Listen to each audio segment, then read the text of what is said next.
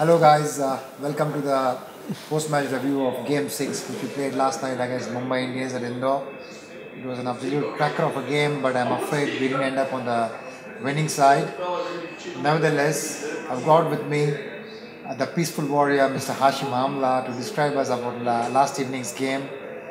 Uh, what you saw last night was really sublime. Hashim, one of the best hundreds we ever seen in the history of IPL, at least myself. And what was going through your mind before start of the game? Were you under some bit of pressure when you went into the game, or what was in your mind? Well, I think having lost 3 games before that in a row, I think as a team we certainly needed something to go in our favor to get us back on track. So I think everybody was feeling a bit anxious. Thankfully, it was a very batter-friendly wicket, and Indore itself is a smallish ground, quick outfield. So we got a decent start, and then managed to get 199. But unfortunately, I think on that field maybe it wasn't enough. Certainly, we realized from the warm-up game that chasing is definitely the better option. So unfortunately, we didn't manage to pull it through. You batted through the entire 20 overs of the first inning. At any point, or what point did it occur to you as to what's going to be a pass score on that pitch? I think in hindsight, we actually just played it as positive as we can. But we didn't take as many risks because I think the previous couple of games, as a batting unit, we hadn't clicked. So I think maybe we were just trying to make sure we get into a good position of getting a good total, which we did. But unfortunately, it was a very good wicket, and we didn't manage to probably get enough. Did you have anything to say to our bowlers during the break? Well, I kind of gave my inputs on what I thought was a difficult length to hit when we were batting. But I think the way the Mumbai Indians kind of started the game, in the first 6, they covered up whatever advantage we did have, and it just got easier and easier for them. And once you get momentum in a T20 game, it's easy to just keep piling the runs on and take the game away from the opposition, which is what happened. There are a lot of youngsters who will be watching this video.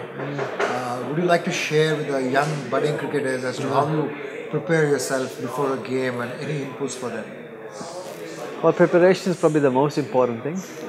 In a competition like this, where the games have been very closely close together, I tried to manage my energies a bit better. I mean, the day before we played yesterday, I didn't do any training. I tried to just recover from the game before that, just so that physically I felt ready to play.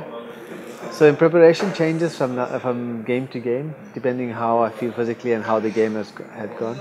But certainly hitting balls in the nets and training as hard as you can on areas that you think can work on is probably the most important thing a cricketer can do, because no one's ever complete as a batsman, or probably as a bowler as well. There's always room for improvement. And to keep that in mind for as long as you can in your career, I think is something very helpful. That's for those young cricketers who are listening, but I'm not letting him go as of now.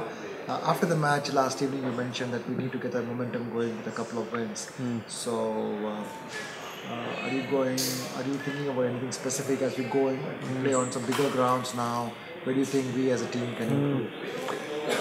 Well, I think once we get to Rajkot, I'm sure the brain trust will sit down and try and brainstorm some ideas of how we can at least get into the playoffs. Although it is an uphill battle, but anything is possible once we get into some momentum as a team. Batting and bowling, and our fielding's been very good. I mean, we've got a very good fielding coach to assist us with that. so we just need to find that momentum.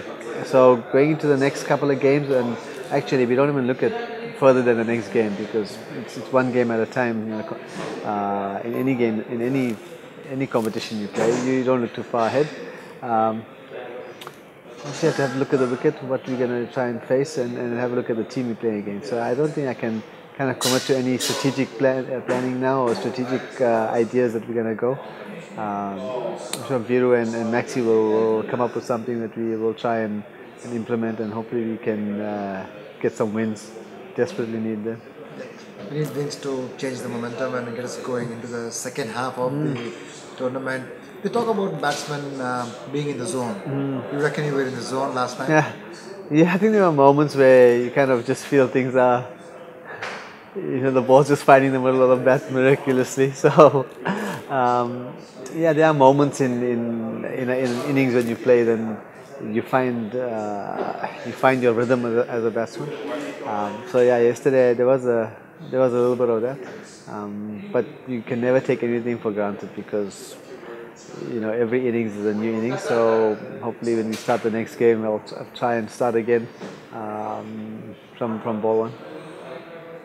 That's it, guys. What a wonderful opportunity and a pleasure for me to have a chat and bring it to you with the great man Hashim Amla himself. Some great words of wisdom there for the young cricketers who are going to watch this video clipping, and also some words for us to take into the next few games.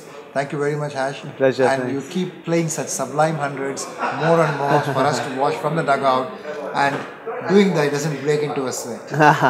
Trust me, it doesn't break into a sweat, and it just cleans up all the bowlers around the world. Thank you so much for the entertainment last night, and also for your valuable inputs, for your valuable presence in this team, which I think is a great opportunity for the young Indian cricketers to even rub shoulders with you, to talk to you during travel days such as these, and learn so much. Thank you very much. No, it's a pleasure. Thank you.